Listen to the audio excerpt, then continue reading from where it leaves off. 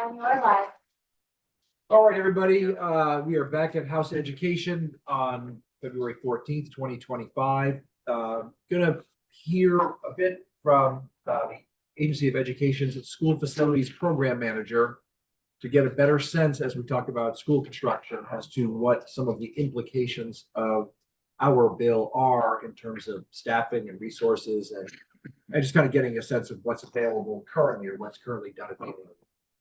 Bob, welcome. We're going to pretty much turn it right over to you for your presentation. Okay, well, thanks everybody for letting me come here. For the record, my name is Bob Donahue, and I am with the Agency of Education in the capacity of School Facilities Program Manager. And I pretty much just prepared my presentation document based upon the questions that were presented to me that you wanted to hear about. So I'll just go in order of what those questions were. Basically, I think the first question was, what am I doing? What is the role of the School Facilities Program Manager in the Agency of Education? And my position was created through Act 72, the bill that really had everything to do with school facilities throughout the state. And it really has 4 legs to my main objective as School Facilities Program Manager. The first one was wrapping up the statewide facilities assessment of the school building portfolio. And that was a huge undertaking that was initiated prior to my joining the agency about 20 months ago. I shared with Annie yesterday that the link now to the public facing facilities dashboard is live. So anybody can go and look at that link, and it will be a visual of all the statistics that you can now draw upon to look at school facilities within a district, across districts, and use all that information to inform decisions going forward about anything to do with state schools. So all the school districts received a PDF report of the facilities assessment. This now puts all the information in the comfort of your home, where you can look at it however you want to, when you want to. That was a huge undertaking. It's taken, well, about 2.5 years to get that all wrapped up. And now that has given basically the basis for any of the financial information that the construction task force and the construction working group was using to kind of inform decisions about understanding the magnitude of the deferred maintenance issues that face the school districts, and then hopefully help understand what kind of future we can expect in terms of helping districts get through all of the deferred maintenance issues that they're facing. The other initiatives that Act 72 is requesting the Agency of Education to deal with was if a state school construction program gets reinstituted, what are we going to do to make sure that the invested dollars are being taken care of? So towards that end, Act 72 was looking for school districts to come up with a capital improvement plan. And so the Agency of Education, in my capacity, has helped develop a template for capital planning going forward. And it's actually going to be tied into this BVTA facilities dashboard, where all of the assets that have been inventoried through the facilities assessment are now going to be asset inventory information that they use to build their capital plan. And it'll be a very interactive computer dashboard plan where they can actually just click the asset they want to put into this calendar year's capital plan, and it has all the costing information there. And so they can start building their capital renewal plans going forward through this dashboard. That's going to be phase 3 of the dashboard implementation, and that is well underway and should be coming out within the next 2 months. So Act 72 required the AOE to produce a capital improvement plan template for all schools to use. Some schools are already doing a much more robust job with their capital planning. Others don't have much in place right now. So this is going to be kind of a level setting. It will be a template that they can use if they choose to use it, or it can be a template that if they already feel they're doing better, then they don't need to use it at all.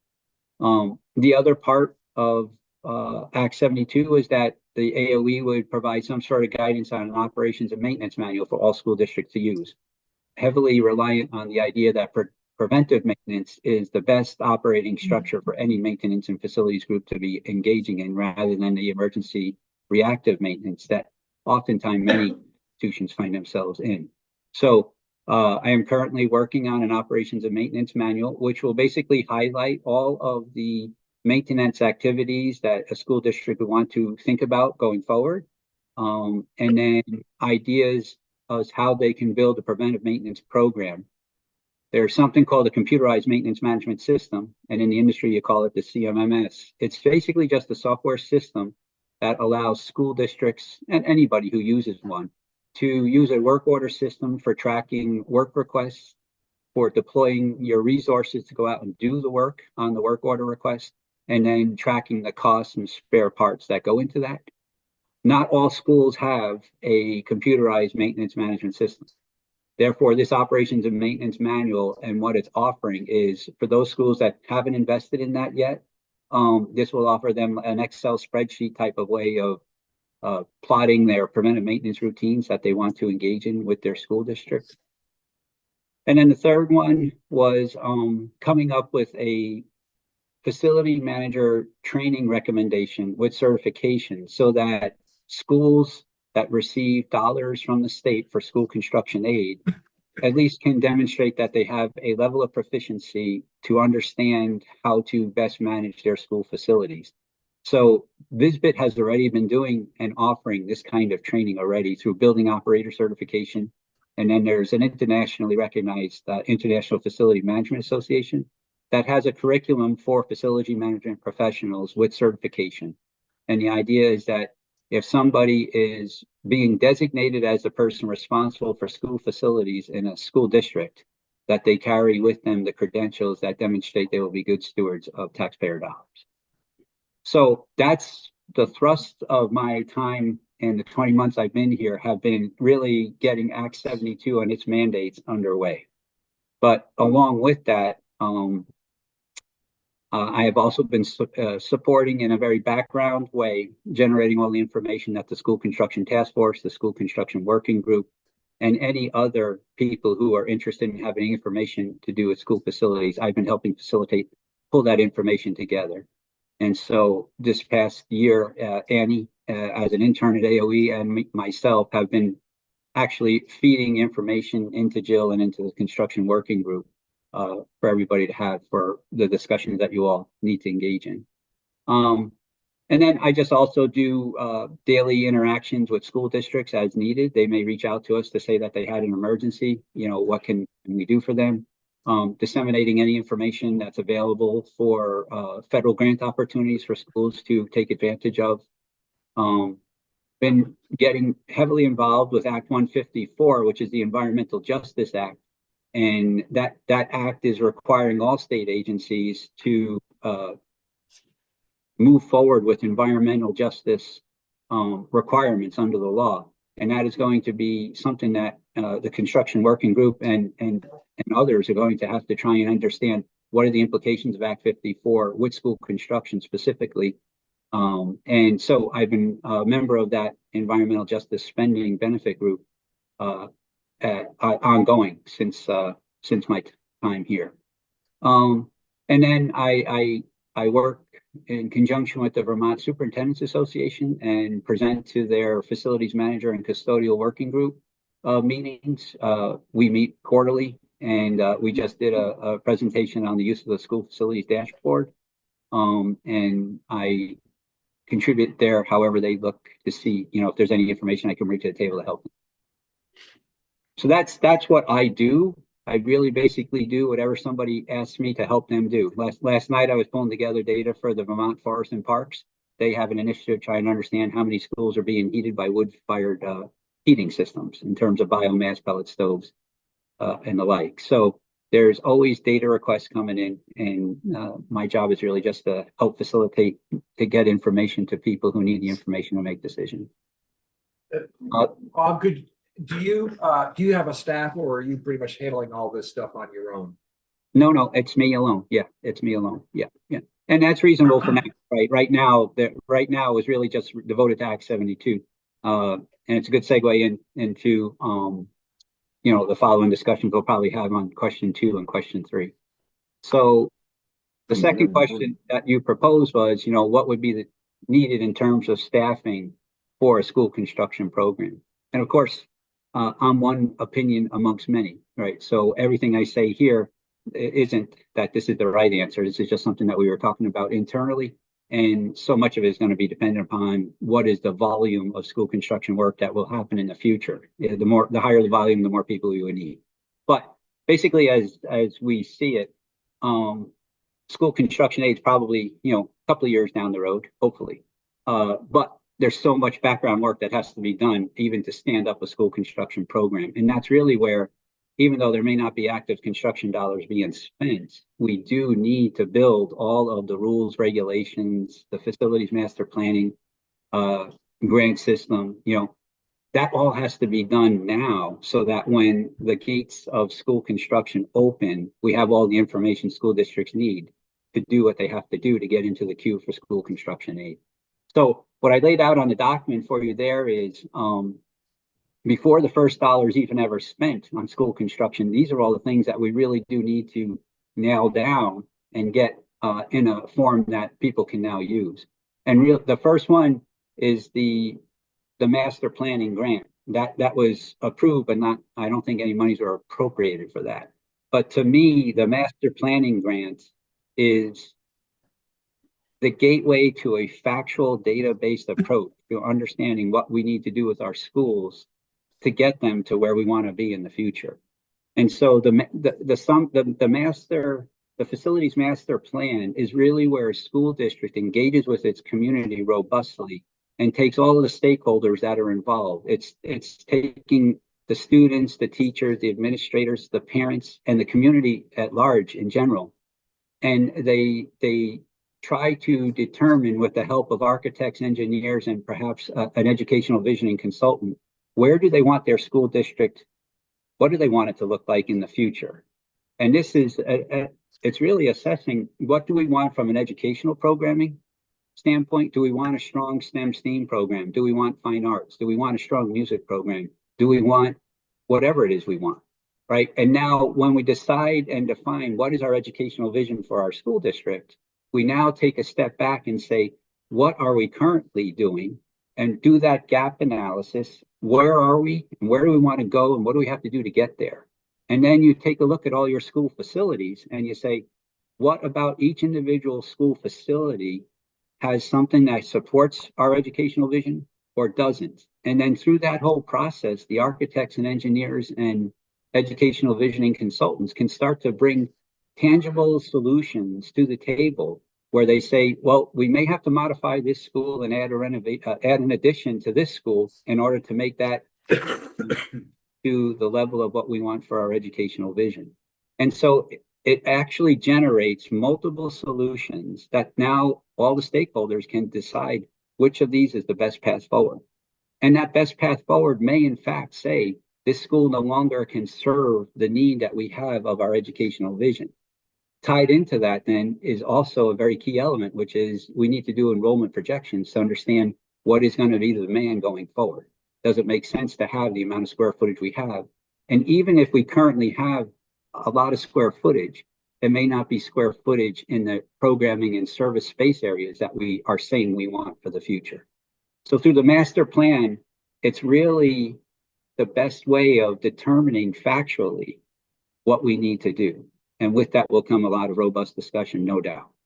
Bob, excuse Yep. me, just a reminder, we've established the program, right? But we haven't given it any money. Right. Yeah. Okay. Thank you. Right. Yeah. And then part of the whole school construction program, through the various testimonies that I've been, listening to, there's a whole idea of all the rules and regulations that are going to govern this school construction program. All of that has to be done ahead of time. And so, again, before the first dollar of school construction aid would ever come, we need to now look at, all the rules that the State Board of Ed has, the construction planning guide that the AOE has. All of that's going to be changed. And there is a lot of legwork and groundwork that has to happen now in order to be ready for when monies are available for school construction aid. So all of that work has to be happening right now in order for that to all be ready to go. Part of that is understanding our construction planning guide is quite dated. And what we need to do is consider what are the minimum square footages that we're going to envision for our schools going forward, for all the educational programming spaces, for the service spaces, for athletic fields and the like. So we need to develop the specifications for the minimum and maximum square foot space requirements for schools now. We need to redo the whole construction planning guide that has been outdated. And then we need to really firm up, after you all have had time to discuss things, what are the eligibility criteria that we're going to require? You know, we had some really great ideas in the construction working group that, you know, sound very reasonable. But in the new environment that we're in, maybe there's going to be other eligibility that we want to consider. And then a prioritization schema for the construction aid. How are we ultimately going to decide of the 10 projects that come into the queue, knowing that we have a finite amount of money each year for construction? How are we going to prioritize which one should be first in the gate? And then those bonus incentives, we had really great ideas about bonus incentives. But again, in this current climate that we're talking about, there may be even better ideas that come into how to incentivize school districts to do and come in alignment with what the state vision for the educational system is. Bob, another question. We talked about basically needing to update. I assume that these are like the ed specs. Yes. The education specifications, and then redo the construction planning guide. Yeah. Those two separate things. The educational planning guide is a comprehensive summary of, it's kind of like a roadmap that lets a school district know what are the steps you have to go through to get a construction project from concept through construction. The tables for minimum and maximum exist within that school construction planning guide.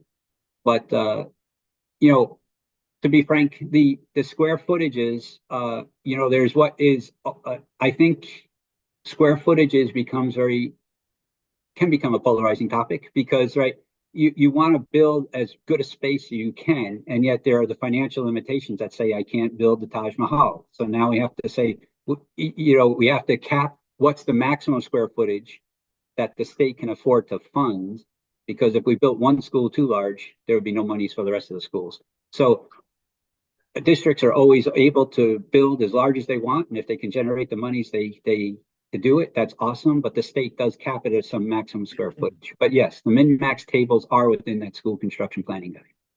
I guess my question is do you have the capacity to do that work currently? I mean, if that needs to be redone, that's not something that requires our legislation, but it certainly requires the human resources to make it happen. That is correct. I think I have the capacity, however, my priorities are made, right? So I think I certainly have researched various other states in the region, and it's not a lot to pull together the minimum and maximum square footages. The maximum will really be based upon, I think, a discussion as to what is the financial implication of choosing a maximum square footage. The minimum square footages, there are plenty of resources out there that say, you know, kindergarten should have so many minimum square feet, you know, elementary schools, minimum square feet. So pulling together min-max tables to me is probably one of the easier parts, because we could just decide, gee, we want to model Rhode Island, we want to model Maine, we want to model Massachusetts. They all have different ones. And when you think about it, some of them cap the maximum at 180 square feet, some do it 185.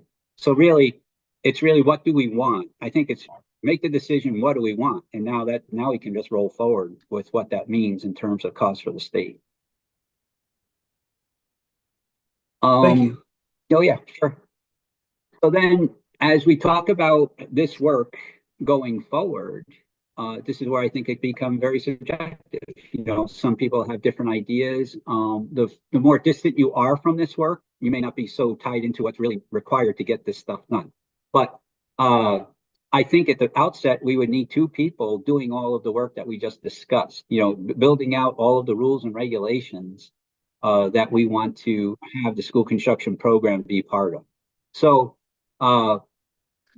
at the outset, I think we would have two people, you know, one who might potentially be the future director of the school construction program, to have that person be at the beginning of the inception of this whole new program. It would be wonderful if the director was hired now so that he's actually directing how he envisions the school construction program that he would or she would be overseeing. how they want that to be laid out. So I think two people right now, one of whom could be the director, would be a way to consider going forward.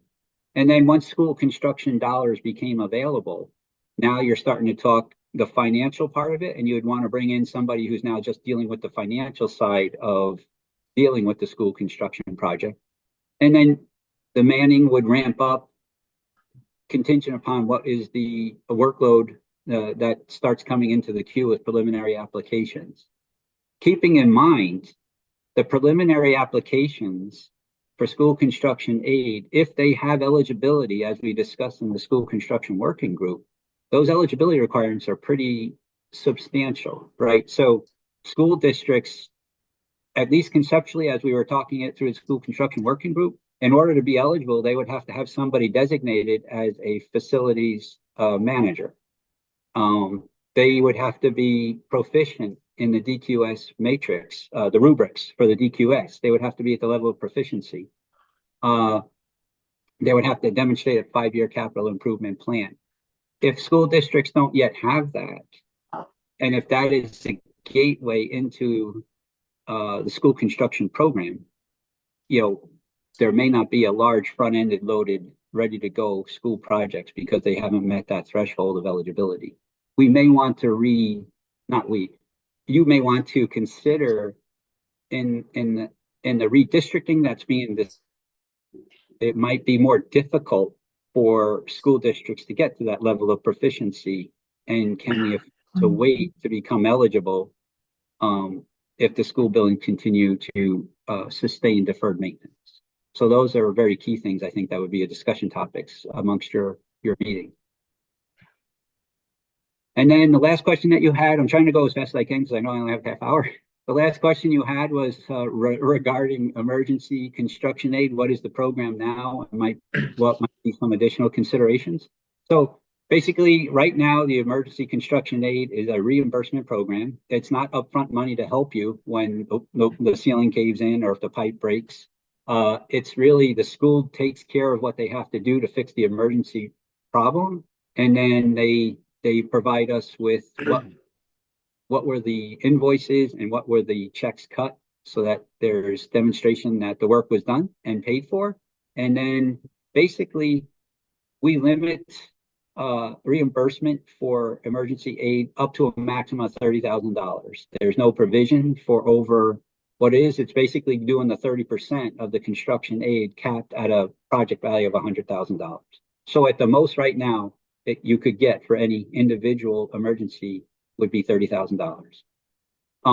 And that's after insurance has covered it or any other sources of money have covered it.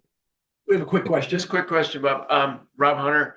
I'm just wondering about that $30,000. So it sounds like you don't have anything in the bank account. So is that just on the state's credit card? Actually, $50,000 a year is in the budget for emergency construction aid. If it doesn't get consumed, apparently it just rolls over into the next year. Okay. Yeah. Okay. So the question would be then how much is in that account right now? Oh, I can't tell you that. I can't tell you that right now, but I know in the time that I've been here, I've only done 2 emergency aid applications that were paid out. I can get you that answer as to what's in that account right now. I was just wondering if it was funded. No, not right now, but at your leisure. Yeah. Yeah.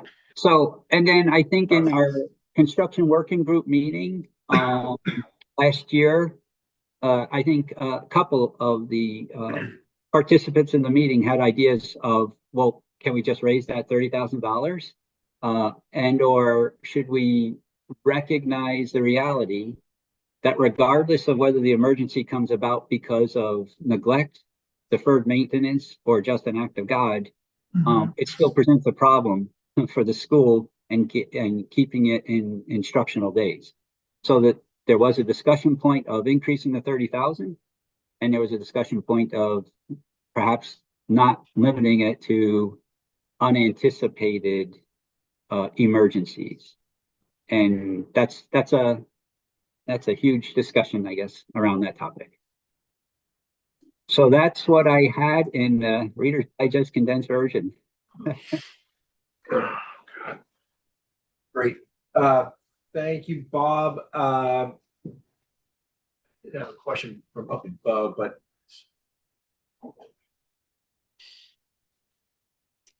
it's escaping me. Well, actually, you brought up the Environmental Justice Commission that you've been working with, Right. and that we need to understand the implications of that act on school construction. Right. Could you provide a couple of for instances with that? Yeah. And this is a much bigger topic you probably would want to engage in with Jill and Zoe. But Act 154, as it's written, is state agencies have to demonstrate proportional spending on environmental focused populations. Those three focused populations are, say, for ease, it's some poverty rating, of an individual, a population group that speaks English language, or not English language learners, but a certain percentage of the population speaks not English as their primary language. And then I think Black, Indigenous, and people of color is the third. And you have to show proportionate spending on those three focus populations. And so it just becomes a huge discussion point as to how does that entangle construction dollars going forward, if we have to demonstrate proportional spending on those focus populations. So it's just something that we need to understand. It's something that I haven't wrapped my head around enough to know, but I do think that it would be something to consider as we say a school district gets awarded $100,000 or whatever the dollar value is. How do we do the proportional spending calculation on it? That's really complicated. Yeah. Yeah. Wow. I didn't even consider that. Any other I- questions? I think Yeah, Act 154 has implications that aren't necessarily fully understood on a variety of state agency initiatives. And I'm not saying, let me just call, I'm not saying anything good or bad about it. I'm just saying we need to be talking about it, because if there are ramifications about it, financing and funding, that could reprioritize construction projects that might be in the queue based upon our prioritization scheme. Like our prioritization schema that we talked about in the construction working group.